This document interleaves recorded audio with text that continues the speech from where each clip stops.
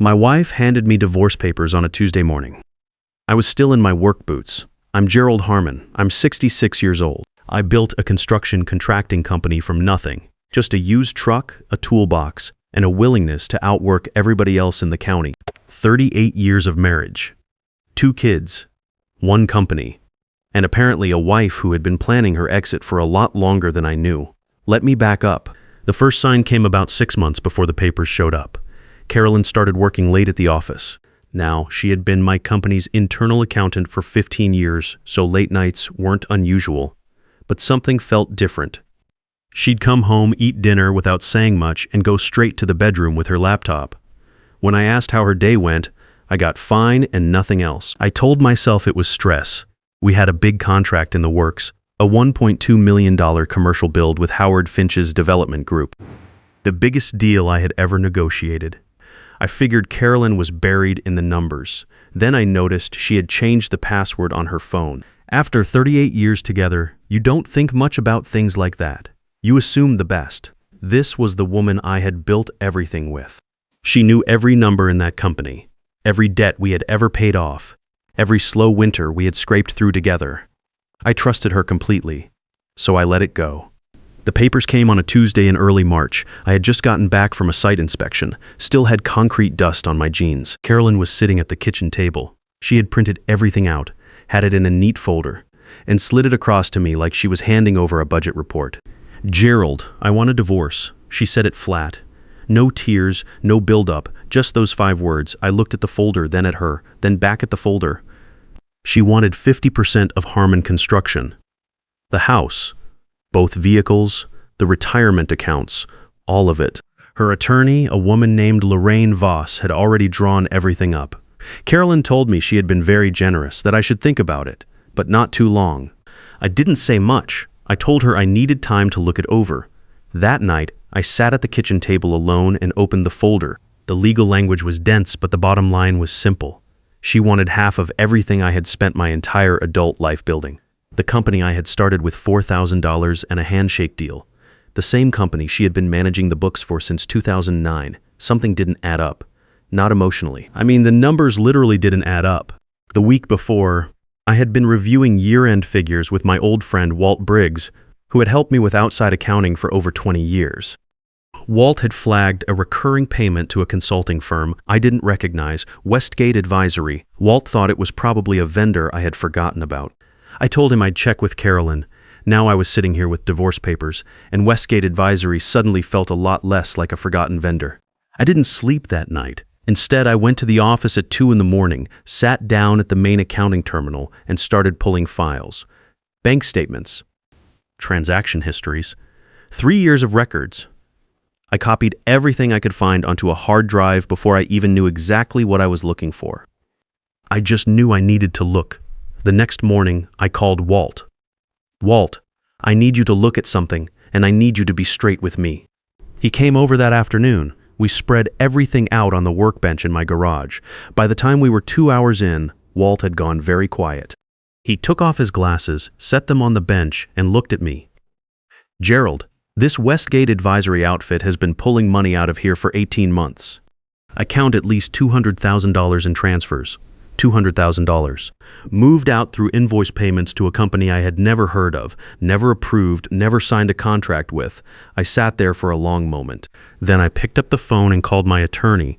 Sylvia Tate specialized in high-asset divorces, and she didn't waste words. I laid out everything over the phone. The divorce papers, the $200,000 Westgate Advisory, all of it.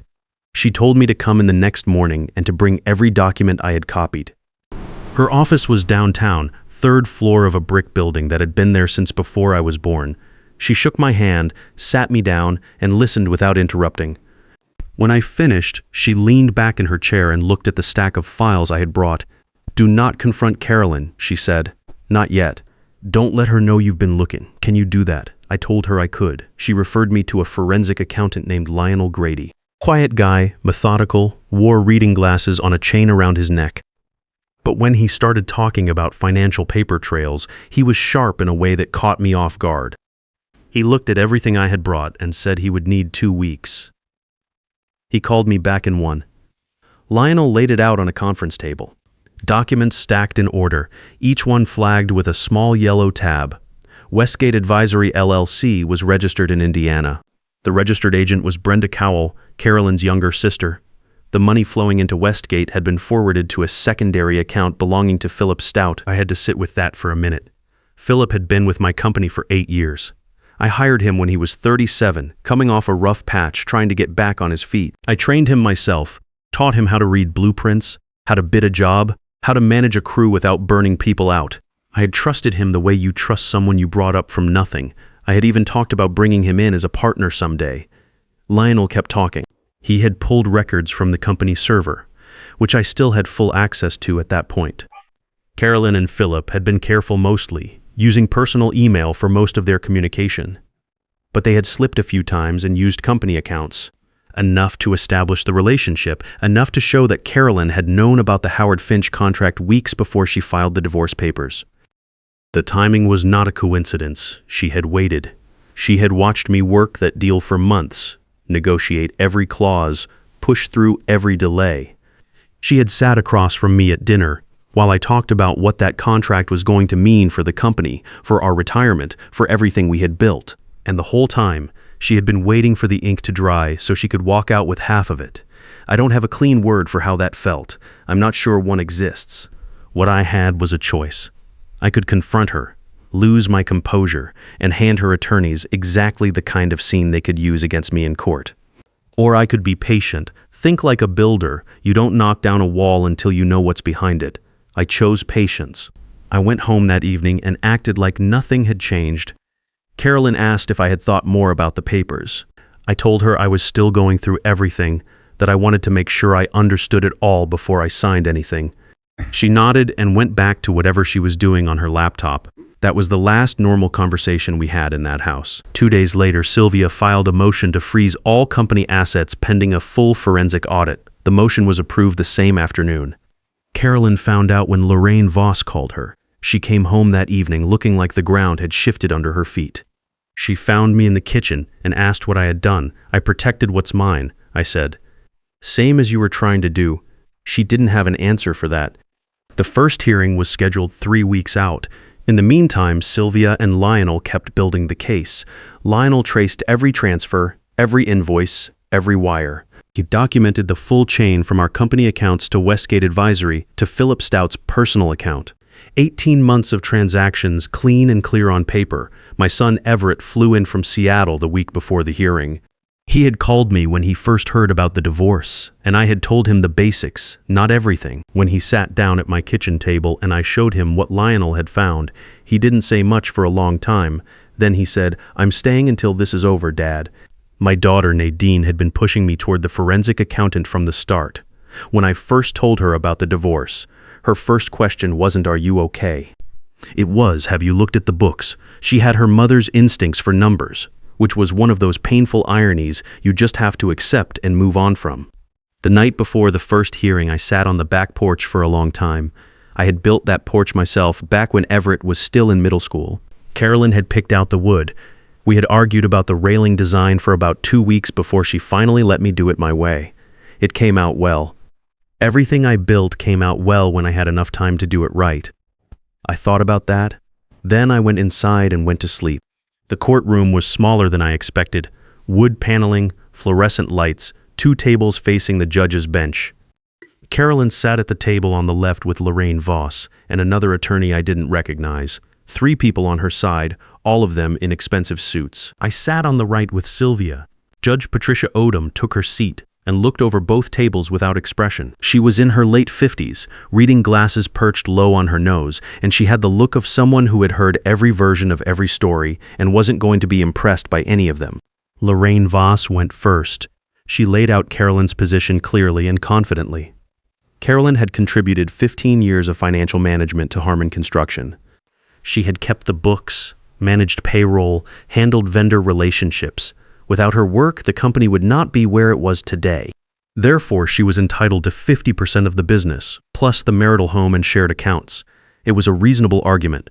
If you didn't know what was sitting in Lionel's files, it sounded almost fair. Then Sylvia stood up. She started with the basics. The marriage, the assets, the timeline. Then she introduced Lionel as an expert witness and walked him through his findings step by step.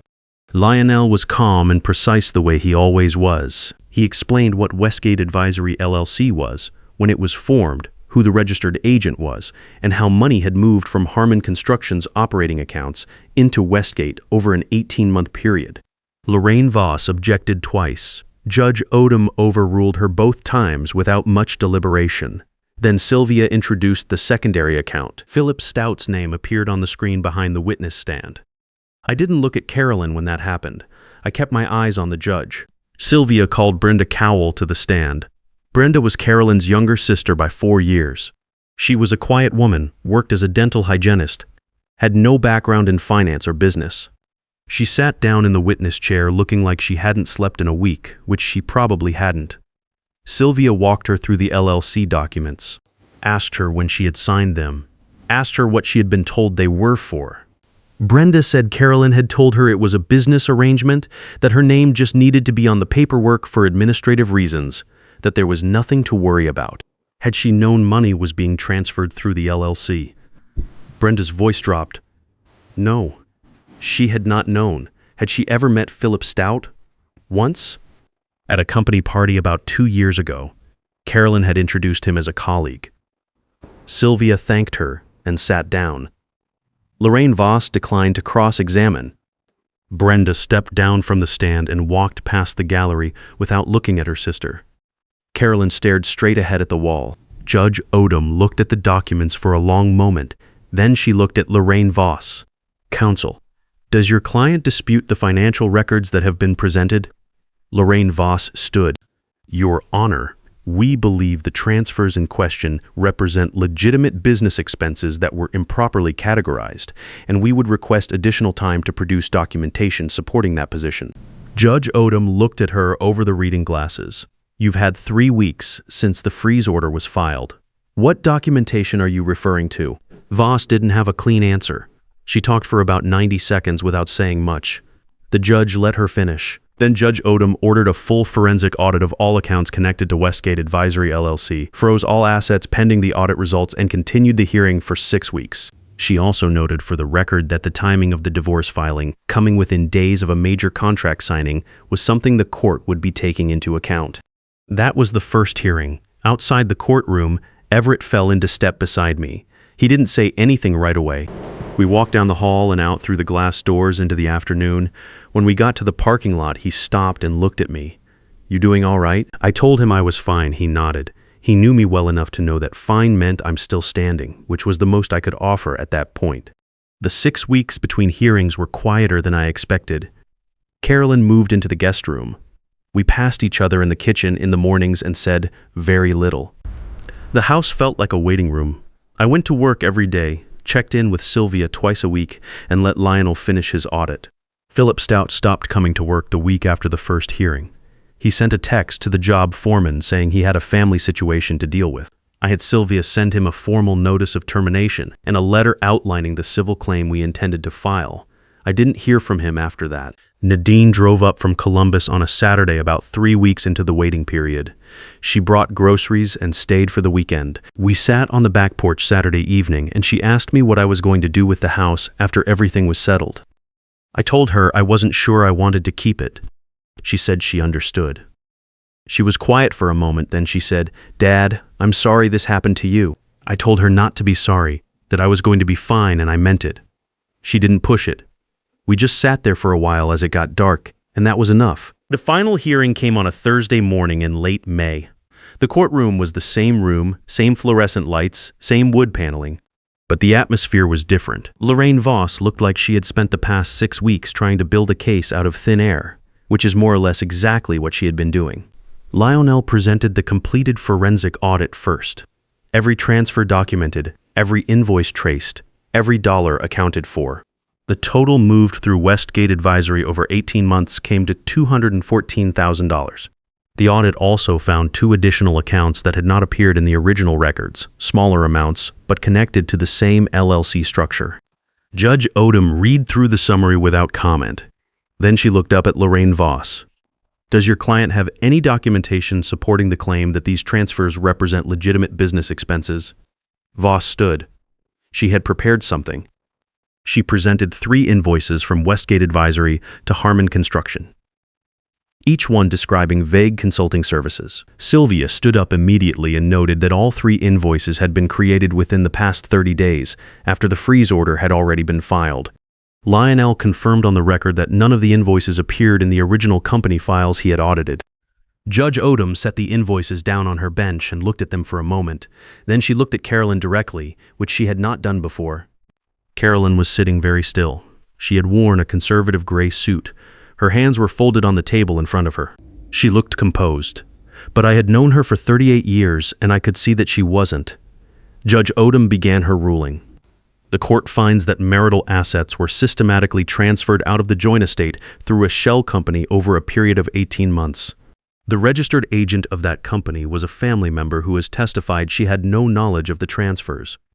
The primary beneficiary of those transfers was a third party with whom the respondent had a personal relationship.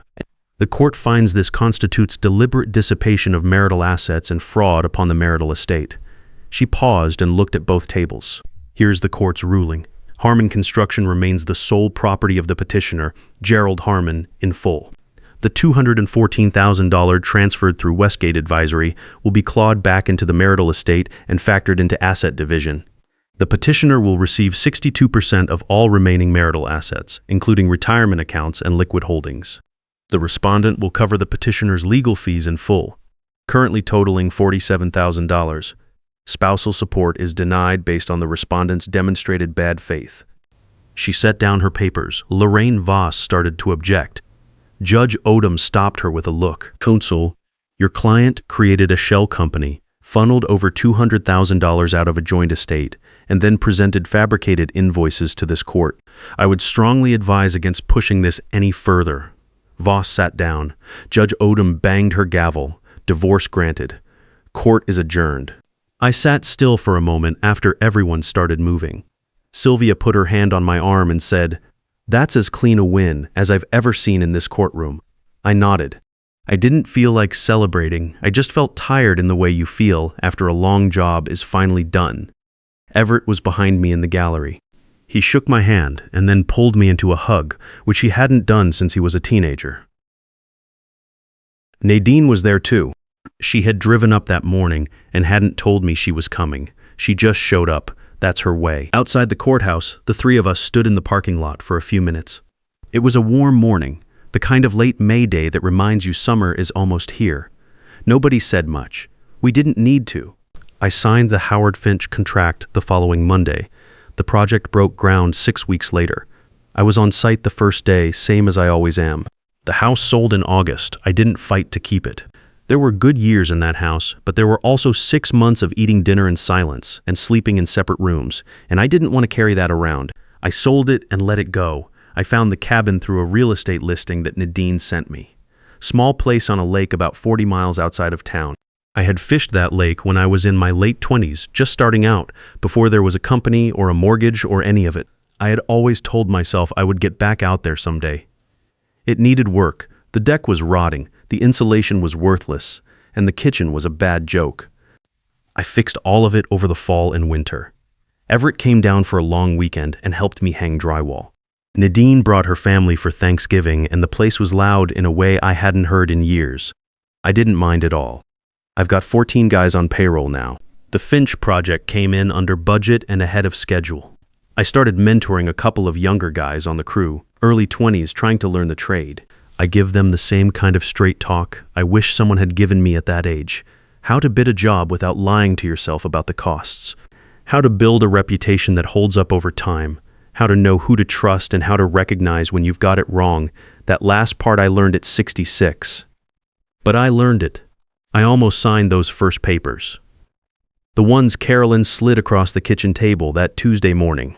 I was tired and I was hurt, and part of me just wanted it over. I'm glad I didn't sign, not because of the money, not because I won in court, because some things are worth fighting for. And a man who won't stand up for what he built with his own hands has already lost something that no settlement can give back. If you're in the middle of something like this right now, here's what I know. Document everything and do it before anyone tells you to. Find people who know more than you do and listen to them. And don't let anyone convince you that the smart move is to just walk away. Sometimes the smart move and the right move are the same thing. I'm Gerald Harmon, I'm 66 years old, and I'm still building. If any part of this hit home, leave a comment below. I'd like to know I'm not the only one who went through something like this and came out the other side standing.